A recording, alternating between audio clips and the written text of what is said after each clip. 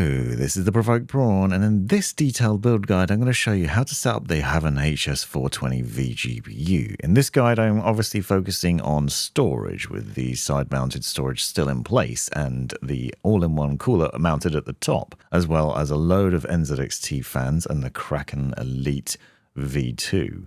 So I'm going to show you how to build a PC in this case like that, and if you'd like to recreate it, then these will be all the steps you need. I'll leave the specs down below in the description. I'm also going to do a separate guide on how to do it if you'd like to put more fans into the case as an alternative, so subscribe to see that if you're interested. But first of all, we're going to strip the case down. I'm going to show you what's included, and I'm going to talk to you about the steps and things that I discovered along the way that make the build interesting and sometimes complicated, but you'll end up with a really nice looking PC. As you can see, it ended up looking really great by the end of it. There are a lot of different options for you when building in this case. Obviously, it will take up to a 420mm all-in-one cooler, for example, storage, fans, and more, and you have options in using 120 and 140mm fans. Worth noting, though, that the bottom will only take 140mm, so something to bear in mind. There are also some other hidden things that aren't immediately obvious, but some nice highlights to the build. You'll see that there's some dust shielding on the rear bottom fan intake, for example, and you need to remove that tray in order to access it, as I'll show you later on. There are also areas where you can easily grip the case and lift it, which is handy because it is quite hefty, but very nice and easy to move around like that because of this. And it's little hints like that that make it a great case to build in, and one that's very nice to use as well. I'll do a separate review talking about these other things in the near future, as well as comparing different build options and thermal performance in them. But this guide is all about focusing on how to put it together and the things you need to know while doing so. One of which is obviously a dust tray down the bottom that you can take out, and the other thing is that there's a lot of screws holding the case together initially. So if you pop that top panel off, you'll see that basically the back, the front, the side are all screwed down, so you need to remove those.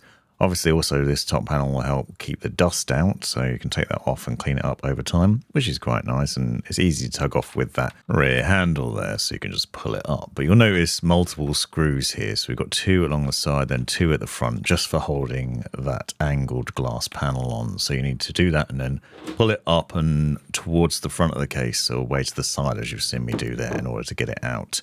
If you take a look at that panel, you'll see that there's some screws along the inside of it which stick out, and those slot into notches along the edge of the case. So there's only one way to put it on. It doesn't drop down from the top, it slides in from the front and drops down, and then it's screwed back in. So make sure not to lose those screws because you'll need them near the end. Obviously, the radiator tray on the top is also screwed in, so there's a couple more screws there that you need to unscrew in order to remove that. And obviously, I'm going to remove a lot of these things so we can then populate them with what we need to later on, and I'll show you the steps for mounting your radiator. Also leaving timestamps down below so that you can jump to the relevant points in the video. So if you know any of this and want to skip to other parts, you can easily do that.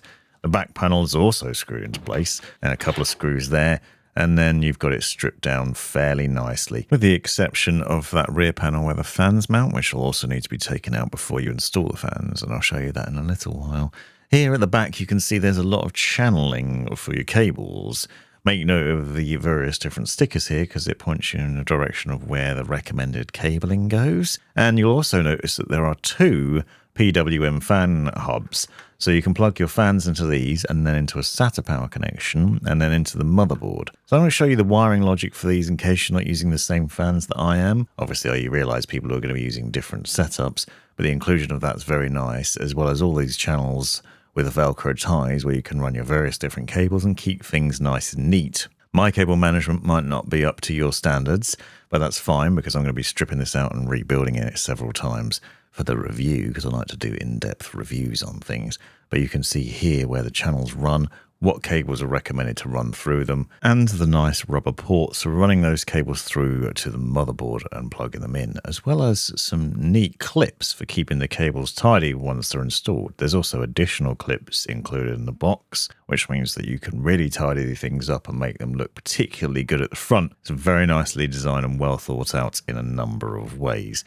There's also Velcro ties down the side there for your SSDs and hard disk drives and the cables that run to that. It's easy to manage and set up at the rear, which will make it joyful and very spacious too, so no problems here. But you can see just the way these able to move around, and you can run your cables through those with relative ease. Then you can just reposition the clips when you need to and put extra in to then just hold on to the cables and keep them into place and help to neaten them up further. You also have front panel USB-A, USB-C and HD audio connections, which you'll need to plug into your motherboard, and I'll show you how to do that later on. Now, to remove the hard drive / SSD tray at the back here, there's a couple of screws at the top, and then it's just screwed in the middle there and then pulls out by just lifting it up. It's got a couple of hooks at the very bottom which hold it into place.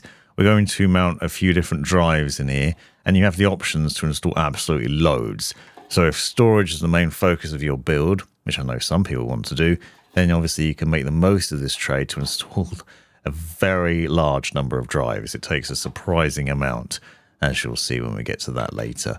And as I mentioned, you need to remove this rear panel as well in order to install your fans into the system. Also, what you'll notice is that there's a dust shielding on the bottom area, because that's where you'll be installing an intake fan. And in future, if you want to clean this up to remove dust from it, you'll have to take this panel off from your case. So it's worth knowing that. You'll see it's clipped into place, but you need to remove that from the case first to be able to access it. There's also some nice channeling back here for the cables for the fans, as well as hooks, and I'll show you how to make the use of that later on. So you've got it stripped down, and now there's another screw at the very bottom, just below that bottom fan there, which you need to unscrew so that you can then remove the bottom tray. Now, it's worth noting at this point that this tray will only take 140mm fans. You cannot mount 120mm fans on that, and I found that out the hard way, and I didn't pay enough attention to the specs, so I wanted to point that out in case you too have missed that. So 140 on the bottom, but you can put 120mm fans elsewhere. So this rear panel, for example, gives you options. You can either install 140mm fans here or 120mm. Now, in the in-depth dive into this, with my initial look at it, I mentioned the problems I had with some fans mounting in this area. And there's also an issue here where this top screw is actually blocked by the vertical GPU mount. So you can see you can't actually remove the fan tray from the back because of the way the vertical GPU mount gets in the way. There's a couple of thumb screws on the side here that you need to remove. Now, these are actually interesting because it allows you to adjust the position of that mount, and I'll show you what I mean by that later on. But then it's also held in place at the back with 3 additional screws that run down the side. So you'll see these screws here, these need to be removed as well. You want to take this out for now and get it out of the way because you'll need this gone before you install your motherboard as well. You also want to take care when reinstalling it in the logic of how you do it. This case is kind of a jigsaw puzzle. If you don't do things in the right order, you'll find that you'll have issues.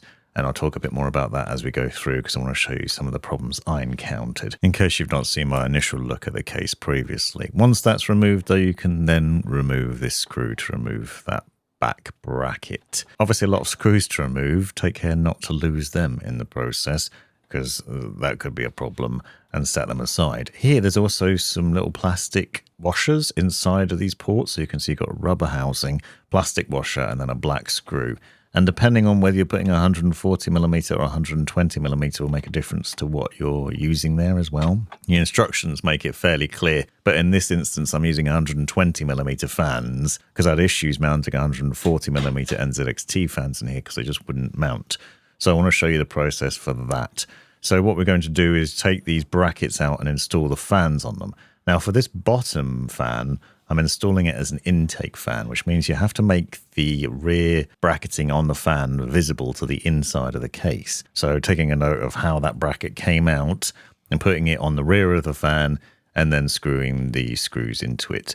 This will then pull cold air in from the rear and then help with it blowing up onto the graphics card and onto the motherboard. Note how I've put the wires towards the top as well, because there's a hole at the back of the case where that cable can run through. For the top bracket, the logic is reversed, so I'm actually putting it with the fan blade facing in towards the case. Note that the ring sits on the inside of the case as well, so that's what you're seeing there, and you'll see what I mean when I slot that back into place there.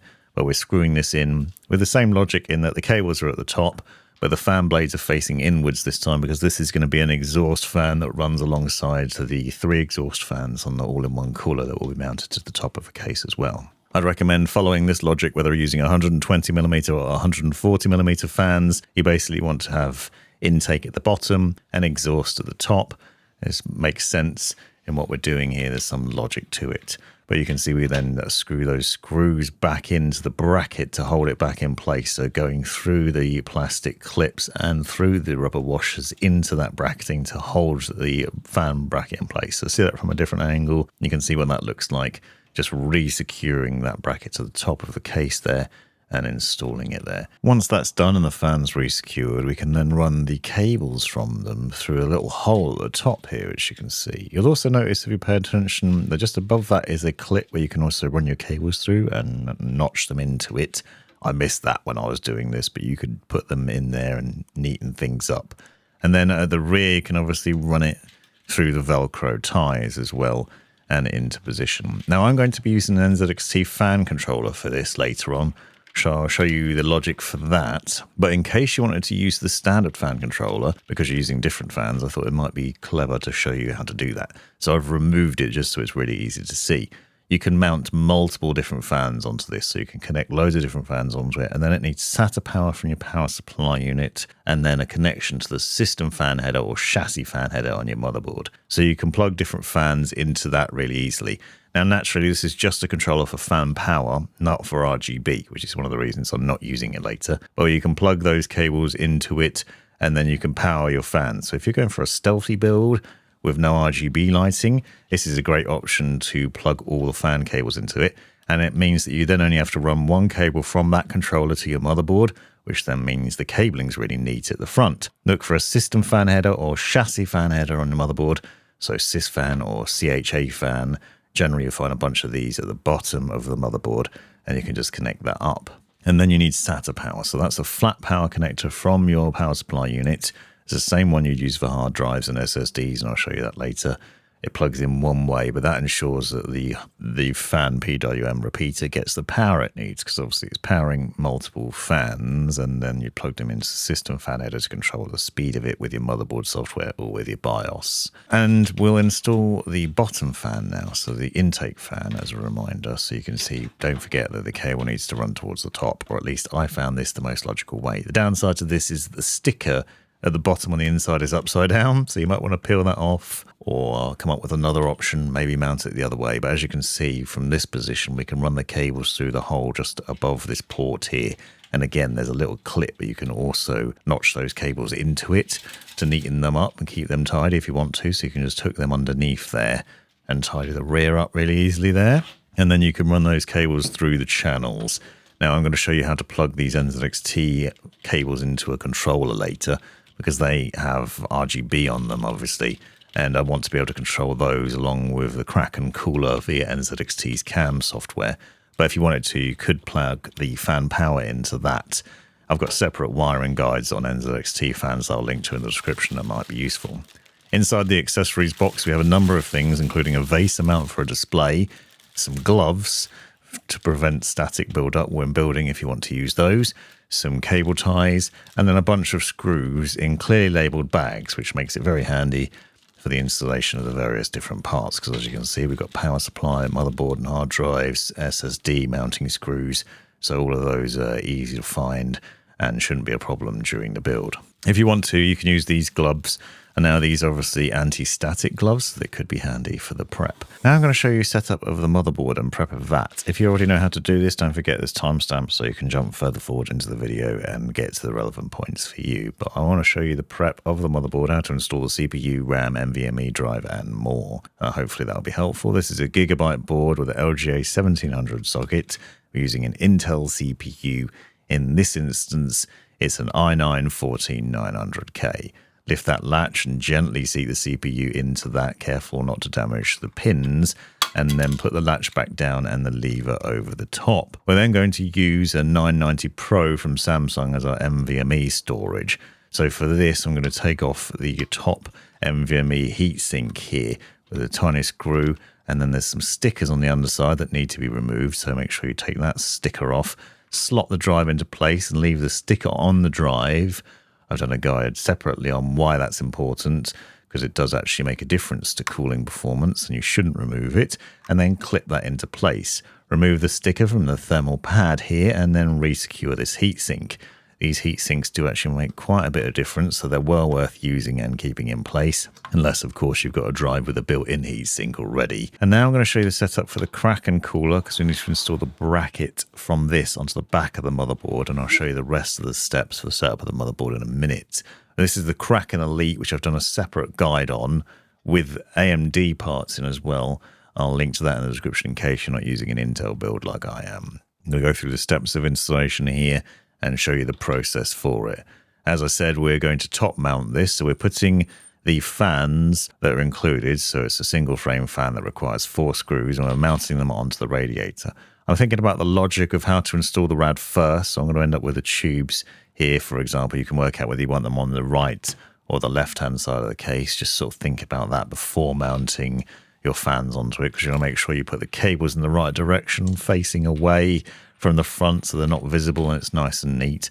Then we use 4 of those long radiator screws to secure the fan tray to the rad, and we can basically just screw those in. This is nice and easy for the installation because there's a lot less screws than normal, and it's one of the benefits of the Kraken cooler, which I found to be a good performer during my testing and review of this all-in-one cooler. You will have some excess screws left over at the end though, so don't panic. Now for the cabling of this thing, it comes with a cable coming out of the fan, and then this additional breakout cable that you can see here with multiple different connections on it.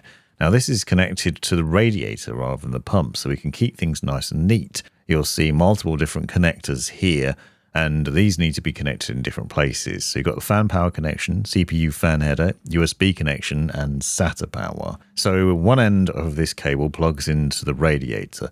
You can see it has a special clip on it with a couple of different notches on there, so it can only be plugged in one way to the radiator. Then that takes all the data and power and everything else and runs it to the pump and to the fans and controls everything quite neatly. This is a brilliant setup if you're trying to keep minimal cables in the case and in the build. So the fan power connector from the fans itself plugs into the breakout cable, which is connected to the radiator. You can see that slots into place, and then those are connected up nicely. And then the other connections will run to the motherboard and to the power supply. This small one here connects up to either the CPU fan header or the AIO pump header, depending on what you've got. You can see I've got CPU fan here in grey, for example, on the top right. You can use either of those. CPU fan is often a good option because it stops the BIOS complaining about the fan speed, for example. And then you run the USB connection to the bottom of the motherboard. Now I'm showing you this outside the build. Obviously you wouldn't plug these cables in now, but I want it to be easy to see and get an idea of where those plug in. So USB goes in the bottom middle. Don't forget to plug that in because you need that for controlling the RGB lighting and the display. And then for the power, I use a Corsair power supply unit here as a demo. We'll take the SATA power connection, which is the flat power connector you can see here, used for hard drives and SSDs, plug that in.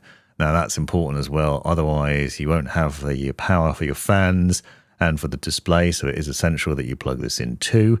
So make sure you've got a spare connector here. You can connect multiple devices to these cables, including SSDs and hard disk drives. So that's the basic wiring of this all-in-one cooler, which as you can see is pretty straightforward. I'll show you how to connect these things up again later on when it's fully installed in the build, so it's easy to see there and remind you of what to do. But now we need to install the bracketing on the back of the motherboard. This makes life easier if you do it now. So take this bracket here, slide the clips out to the far corners, and then remove the cover off the sticker here. This is stuck on the back, so this helps to secure it. There's just a little bit of stick there underneath that 3M paper, and then we'll stick that through here. Now you're pushing this so that the little bits pass through to the front, and then you'll be able to screw the standoffs for the cooler into this, so it secures down there over the back of this bracket. And then you take the socket standoffs here, which is the LGA 1700 socket standoffs, and we'll screw those into those 4 corners surrounding the CPU. You need to make sure these are nice and tight, so go about securing those and tighten them up as much as possible so they're not loose, because we're going to sit the cooler down over the top and then onto the CPU and then secure it with thumb screws a bit later on. But this prep, doing this now, makes life a lot easier rather than trying to do it when it's in the case. Now for the installation of the RAM. So we're going to use the 2nd and 4th slot for the installation of this Corsair Dominator RAM. This is the best way to do it because if you use other slots, you will find you won't be able to turn on XMP, your RAM might not run properly, your system might not even boot. But to fill the slots up, we're also going to use Corsair's Lighting Enhancement Kit. So this is Dominator Titanium Kit, which isn't RAM, it's just dummy RAM that gives you RGB lighting. So if you really want to fill up those extra slots, the 1st and 3rd slot, you can put these lighting enhancement kits into those, and it looks like RAM, and it just gives you some extra additional RGB lighting for your system. Slots in the same way as RAM does, looks very similar to it, but obviously doesn't give you any additional speed or performance in your system. And then we install the motherboard. So you're slotting the motherboard down onto the standoffs that are pre-installed in the case and securing it there. You'll find you have motherboard screws clearly marked in this bag here, along with the 3.5-inch drive screws. And you'll need 9 of those screws to secure the motherboard to the case here. 3 across the bottom, 3 across the middle, 3 across the top. So take your time to secure these down into the build here, using those small screws and securing them pretty easily. And then that's obviously most of the motherboard prep setup. So we're going to go about plugging in the cables for that in a second and getting everything wired in now. I'd recommend doing that as much as possible now because it'll make life easier when installing the rest of the things, as you'll see later on. So you can remove the Velcro ties and run your cables from here, and then work out where these cables are going to run to. So for example, the front panel connection, which is the power button, and it's marked F panel, will slot in down here and bottom left at the rear, but plugs in on the bottom right of the motherboard. Look for this F panel connector here. It can only be plugged in one way, so you just need to make sure it's plugged into the right part, which is the power switch markings on it. Check your motherboard manual if you're not sure. Meanwhile, the HD audio, which is the 3.5mm connection, runs to the right-hand side at the rear or the left-hand side of the motherboard and plugs into HD audio down here, for example. You can see it's marked audio on this motherboard or F audio on some others. We'll plug that in there and then you'll be able to use the 3.5mm connection if you want to in your case. Then we've got USB-C and USB-A connections. Run those to the middle and through the rubber grommeted areas here, and we'll slot those through that part and plug them in on the right-hand side of the motherboard near where the 24-pin power connector is and the RAM, so you can see what that looks like outside the case here and the markings for those. They'll both only plug in one way, it's worth noting. The USB-A connection, which is that fat one, has a little plastic clip on it. USB-C one will just only plug in one way and it clicks when you push it into place if you've done it correctly. You can then obviously tidy the cables up a bit using the Velcro ties to neaten things at the back if you want to at this stage. But that's a lot of the standard connections plugged in for the case to the motherboard at this point. You can then use the additional little clips here to tidy up the cables further if you want to and neaten things up there. Those are included in the accessories box. Now for the power supply setup and wiring. This is the Leland Edge power supply unit. Obviously, I'm going to show you the wiring for all the things you need to plug in and where to connect those up. If you know this already, don't forget to use the timestamps and jump forward in the video. But we're going to start with the motherboard power connections. So we've got this large, fat 24-pin power cable here. This plugs in on the right-hand side of the motherboard, and you need to make sure it's plugged in properly, both at the power supply end and the motherboard end, to ensure that your system will boot up. You can see that it has plastic clips on the cables, so you can make the cables nice and neat during the build process. You also have 2 additional CPU connections, marked PSU on one end that plugs into the power supply unit, and CPU on the other that plugs into the top left of the motherboard. These are required to give your motherboard the power it needs to run properly, so I would recommend installing them and plugging them in, and I'll show you where to connect those and where to run them in the case in a second. But we'll start with the 24-pin power connector, which is plugging in on the right-hand side here, so you can see a large connector next to the RAM port.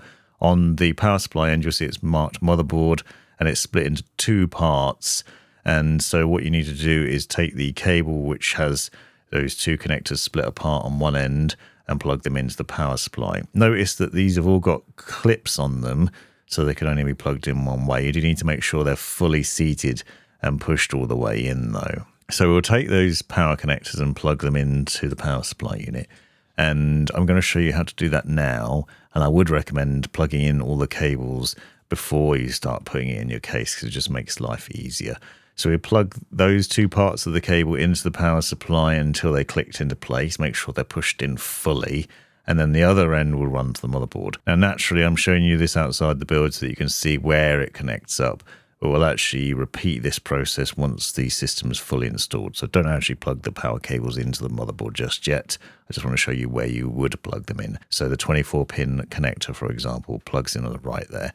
And then you'll see that you can use the plastic cable combs to run them all across the cables and tidy those cables up so they're a bit neater. So this makes it easy to combine that with the rubber areas in the case to make sure that the system looks really neat and tidy, which is obviously beneficial if you're trying to create a really good looking build in your system and setting it up with some neat cable management.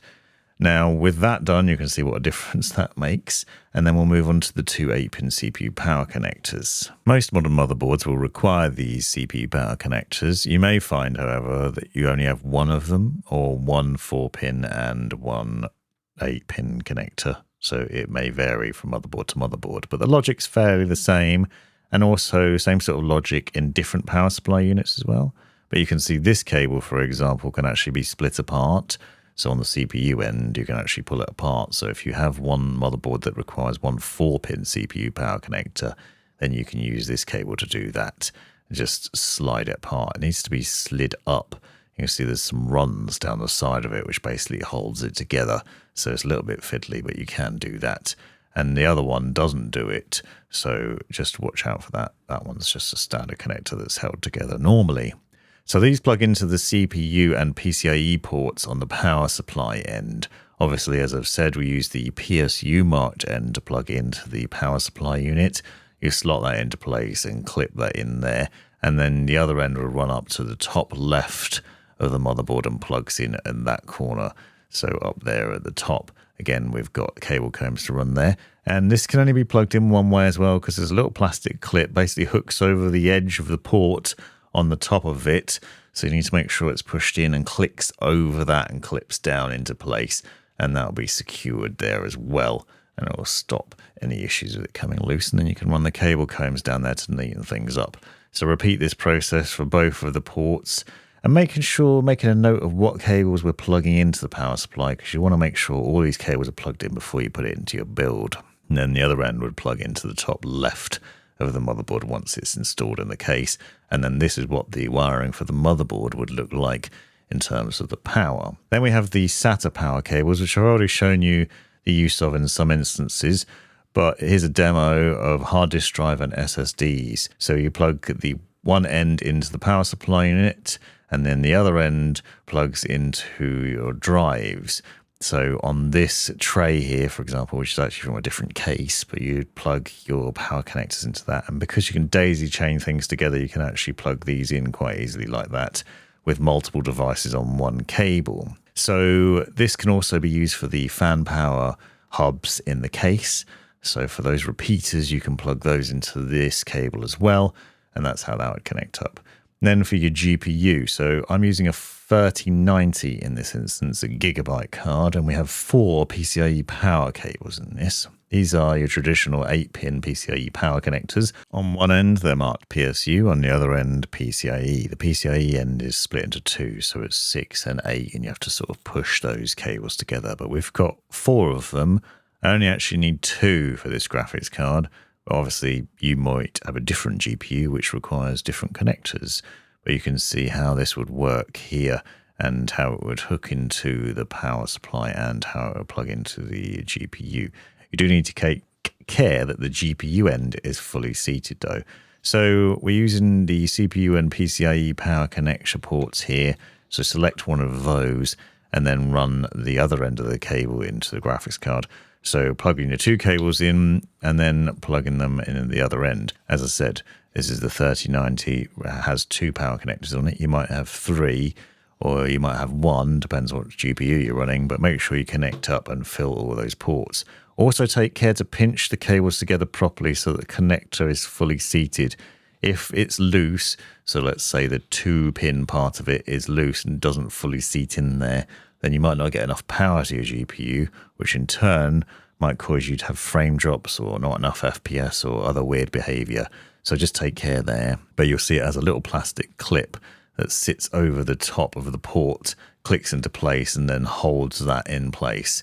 So that's what that would look like with a standard GPU. Now, if you're using a 40 series or beyond card from NVIDIA, you might instead have an additional adapter included in the box that might look something like this. This comes through the graphics card and it plugs in one end to the GPU, and then the other end you usually have to use multiple cables to plug in. So it's a 600 watt 12 volt high power connector, and then it has multiple power connections on it that would use those PCIe power cables plugged into it. This looks messy and it's not ideal, but that's what the standard setup would be. You might have 3 connectors on there, you might have 4, you might have 2. It depends on the GPU you're using and how much power it draws, but you do unfortunately need to plug all the cables in. So as you can see, you end up using a lot of them and it ends up looking quite messy and quite busy, which is not necessarily ideal. Now, there is a good alternative to doing this. So instead of using all these, with the Edge power supply, you actually have a better option. And that's this 600 watt cable, which is blue on both ends. Basically, it has a port, especially on the power supply end that it plugs into, and then the GPU is the same sort of logic as that adapter. This means that you can ditch all the standard PCIe power cables and instead use this special cable. So it runs from the 12 volt high power port here. Now the blue accents on it are to point out that you need to make sure it's fully pushed in so that you can't see those. If you've seen any of the news about these cables being a problem and melting, that's because these need to be fully seated. So you need to make sure they're pushed all the way in, both at the graphics card end and at the power supply end, so those blue bits aren't visible. Pushed all the way in, clicks into place and set up nicely there. So all that wiring logic out of the way, we're now going to install the power supply. As I said, I recommend installing all the cables you're going to be using beforehand. So just make a mental note of which cables you're going to require, SATA power, PCIe, etc.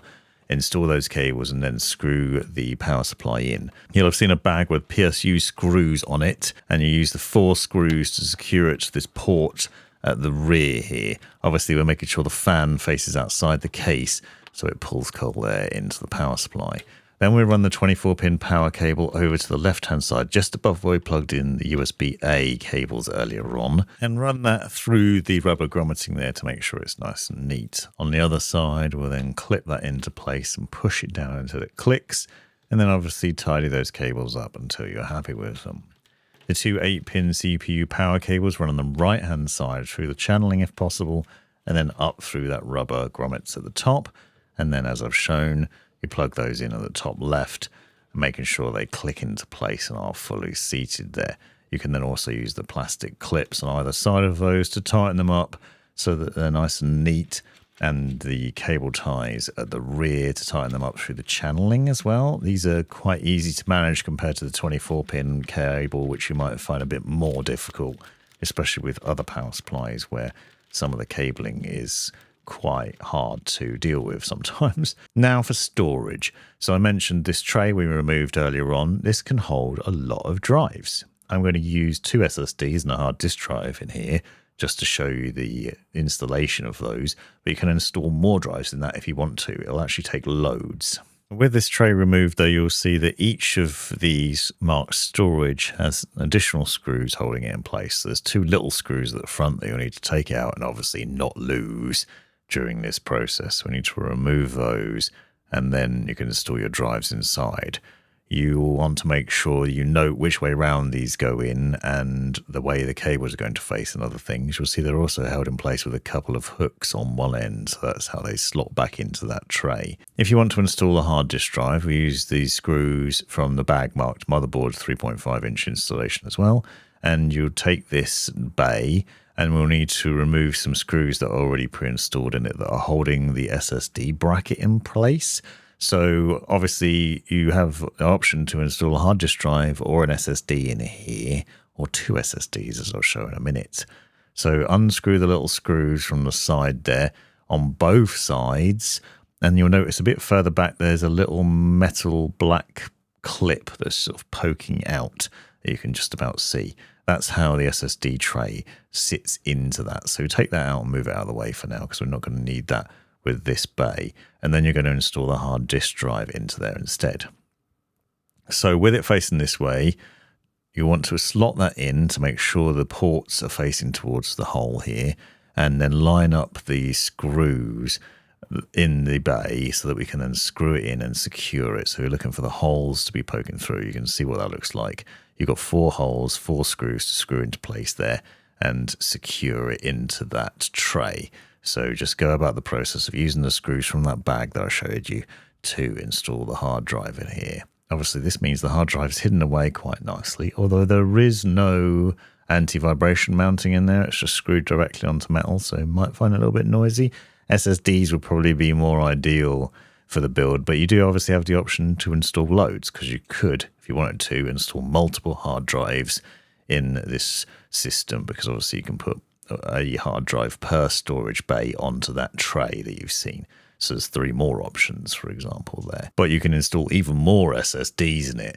If we repeat this process, once again removing one of these trays from the tray itself, so taking out one of the storage bays by removing the 2 little screws, you'll see that you have the option to install 2 SSDs per one of these.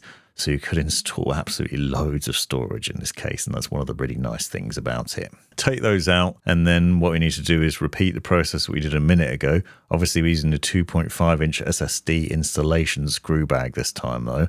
But you want to remove the tiny little screws from the bracket that's holding the SSD tray in place in there. We need to take that out first of all, and then you'll be able to mount one of the SSDs to it. So slide that out, and you can see, keep that at an angle so you're going to know which way round it came out, with that little cutout on one side, for example.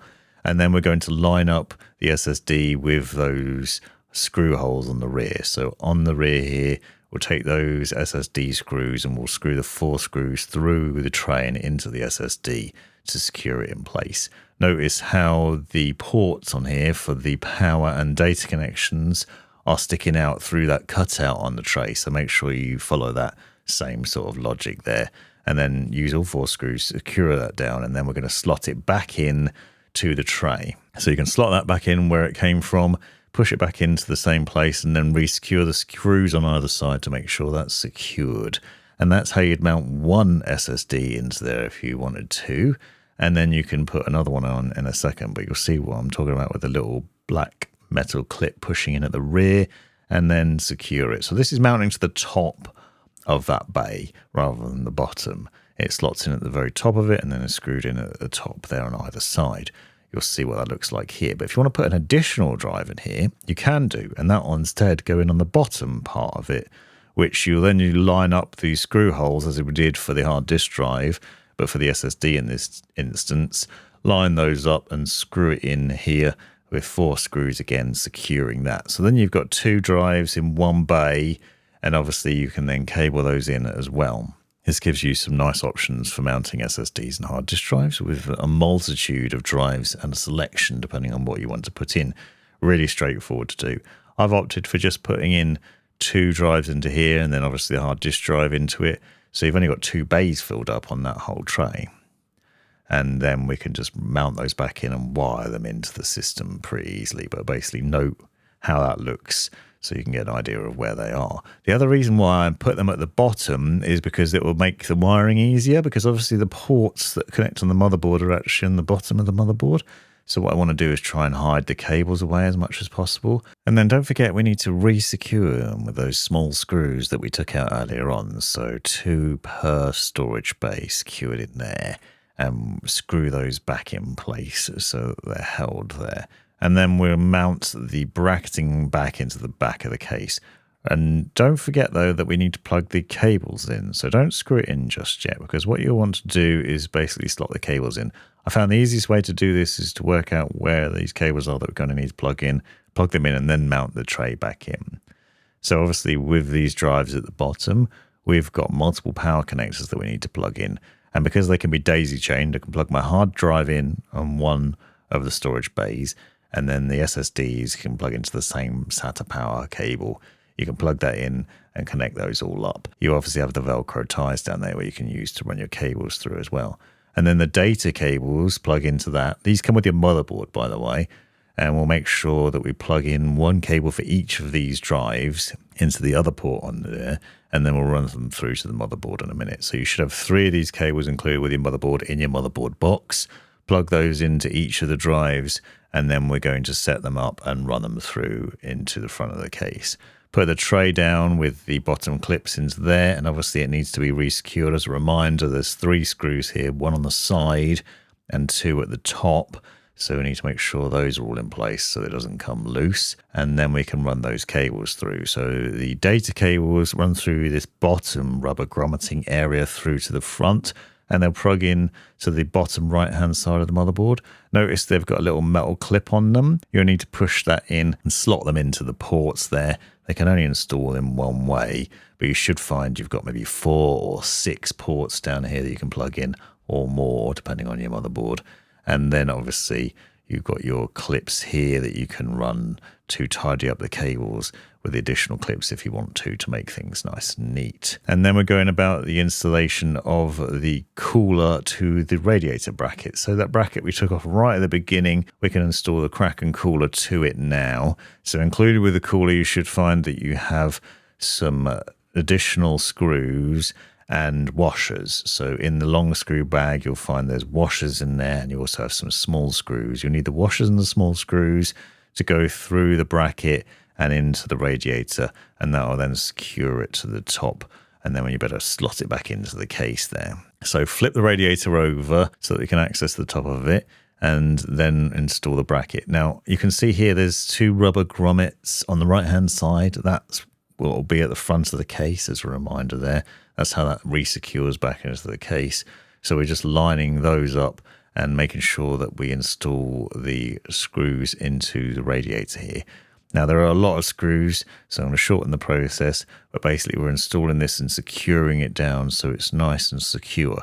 But you've got a lot of room here, you've got a lot of wriggle room with a 360mm all-in-one cooler. So you could push it more to the left or more to the right, or try and center it up in the middle. Obviously you have the option to do a 420mm radiator on top here instead. Once it's fully secured to that bracket, we'll then just lower the radiator into the case from above. So you can see this is how it would slot down into place here. So you're putting that bracketing back in, obviously with those rubber grommets at the front, as I mentioned. And you'll notice that it has some little screws sticking out of either side that basically need to line up with slots in the case.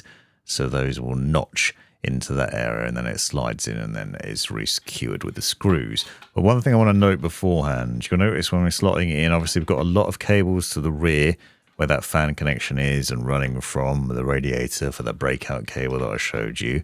And what we need to do is sort of push those to the back of the case. So rather than securing it as I am now, I want to recommend that you don't do this just yet, because what you want to do is be able to get those cables back through to the rear, which isn't necessarily that easy. So you'll see that I'm struggling with it at this point. So this is why it pays to do some things in a different order to me, or how I would do it. And I wanted to be able to show you this sort of logic. So actually taking the tray back out and then running the cables through. So we're going to run them through the rubber grommeted area at the top towards the back. Now these cables need to run towards the back so we can plug in the SATA power, so we can run the USB connection down to the back of the motherboard. But it also pays because we can then hide them away more easily like this and get them out of the way. They won't be in the way there, and then you won't have any problems with plugging them in. Additionally, we also need to make sure we plug in the CPU fan connector, or the AIO pump header, as I showed earlier on, which is fairly easy to access, but it's just running those cables through to the back can be a bit tricky. So with them slotted through there, we can then tug and pull them through at the back if you want to, quite easily this way. So they'll just pull through there and slide into the back area, and then you can run them through the channeling at the rear, down the sides, through the Velcro ties, neaten them up as much as you want to, tidying those up. But an important thing to remember is that you do need to run that single small cable from that breakout cable to the CPU fan header or AIO pump header at the top of the motherboard, so don't forget that at this stage. Now for the installation of the pump head. Remove the plastic cover and you'll see that we've got pre-applied thermal paste there, so you don't need to worry about thermal paste. Seat that down over the standoffs we installed earlier on, and push this down onto there. Careful not to slide it around because it will damage the thermal paste if you do that. And then we need to use the thumb screws to secure it into place. Now, I'd take care doing this corner to corner, opposite corners, so that you can secure this nicely and make sure it's well secured. I'd also use a screwdriver to tighten those up as much as you can. With the large design of this Kraken Elite cooler, it's got quite a large display on it, so it's quite fiddly to get around. Using a screwdriver makes life a little bit easier. You've got to be careful not to make it squiffy and slightly off, though, during this process. But basically what we're trying to do is secure these screws so that they're fully tightened. Not over tightened, but just tighten them up with a screwdriver until they won't tighten anymore without forcing it. And that'll ensure that there's good contact between the cooler and the CPU. If this is a bit loose, then it might not cool your CPU properly, so it's worth bearing that in mind. With that done, we then need to make sure that the cabling is plugged in properly at the rear. So run that through the channels here with the Velcro ties, and what we want to do is make sure the USB connection is plugged in. Very important. That, along with the SATA power, will ensure everything works properly. So that same cable we use for hard disk drives and SSDs, we can plug in one of the connectors from that to the pump, and then the USB connection needs to plug into the bottom middle of the motherboard there to ensure that that's connected up properly and that you can get the display working. Notice we've got a spare USB port we're going to be using in a second as well. That might be a problem and a little bit fiddly later on. Now I'm going to install some more intake fans on the bottom bracket here. We're going to need these long radiator screws included in the accessories box. These are 140mm fans that I'm installing as intake fans, which means the back has to be facing in towards the case so it pulls air from below. Unless using reverse blade fans, which you can't get from NZXT, but you can get from other brands. I'm going to do a separate video on that in the near future, so subscribe for that. But we're screwing these in, and note how I'm putting the cabling towards the rear, and you'll be able to run that cable and hide it away through the little holes in this bracketing here. But that's what the final setup would look like. Secured all those fans to the bracket, and then run the RGB and fan power cables through the holes here at the back of it, so it's not really visible once this tray is installed back in the case and set up properly in there and secured. So we're just going to run those cables through and neat them up. I've also used cable ties on there just to tidy things up a little bit, you can see. So it might be worth doing the same. And then once that's done, flip this over and you can run the cables through the hole at the bottom here as well. And then you can run them out towards the back of the case and just keep things really neat and mostly hidden from view, which is pretty nice. Now this tray, interestingly, also has another thing that mounts to it, which is this bit of plastic here, which essentially helps the air to be blown directly onto the graphics card and flow of the air through the case. So you basically have to mount this to the back of the tray using some screws here to secure it down into that. Now this bracket presents a bit of a problem in a minute because it gets in the way of plugging in another USB cable to the motherboard. So you might want to hold off, depending on what else you're installing in the case, installing the bracket back in, and I'll show you what I mean in a second, you'll see it, but you might want to leave this installation for a bit, and this depends on what you're doing. But in this instance, I'm going to install it now just to show you how it would work. So obviously with these cables, run through that little hole at the rear there that you can just about see from this position, and I'm running through that towards the back, and we're going to use the bracket then. And notice how you've got the clips on the front of it, obviously, so you can know which way around it goes in. Slot that into place and put that down. Then you can see we can run the fan cables through the gap at the bottom here out towards the back and then plug them into the controller in a minute. Don't forget to resecure the fan tray with that little tiny screw that we removed earlier on. Now we've got the fan controller here from NZXT. I'm using this because it controls both RGB lighting and fan power and can be controlled with NZXT's CAM software. It will mount nicely in the middle of this, and then you can plug the RGB connections from those fans, which are proprietary, into this controller, so you can't connect these up to the motherboard. I've done a separate wiring guide on these fans that I'll link to in the description if you need it, which explains all this in a bit more detail. Where it plugs into the RGB connections, and then the fan power connectors from those bottom fans and the rear fans that we mounted in there can then be plugged into this breakout cable from one of the fan ports and the fan ports on the other side, as well as the RGB connections. So this is for all the fans I've mounted to the bottom and top and bottom of the rear of the case as well, and connecting those all up. This requires SATA power as well, just like the pump did, so that needs to be connected to the power supply unit as well with that same sort of connector. You might need an additional cable depending on how many connections you've used in your system, obviously. This also requires a USB connection to run through to the motherboard, and that will allow you to then control the RGB lighting of the fans. As you can see here though, the plastic tray from the bottom fan bracket is now causing me problems and making it difficult to plug in. So it's worth just bearing that in mind if you're going through your build when you plug these cables in and set them up. And then we need to reinstall the GPU bracket. So this is the vertical GPU bracket that I install in the case. You might want to install your graphics card onto it first, but to make it easy to see, I'm showing you how to plug it in first of all. So you remove the plastic clip from it and then install it into the top PCIe X16 slot, which is that long slot just below where we installed the NVMe earlier on. Make sure that's fully plugged in to that port before we then go about the installation process for the bracketing. So you slip the bracket back in as it is and notch it back into the rear of the case as it came out. Just remember that this was secured with multiple little screws on the outside and these 2 thumb screws on the inside. This setup here with these thumb screws means you can bring the bracket back and forth if you need to, so you can actually reposition it depending on the size of your GPU. I'm currently doing a test boot to make sure everything is running properly, though, that everything else is wired in properly, including the cooler, make sure the display is working and the RGB setup and working on everything.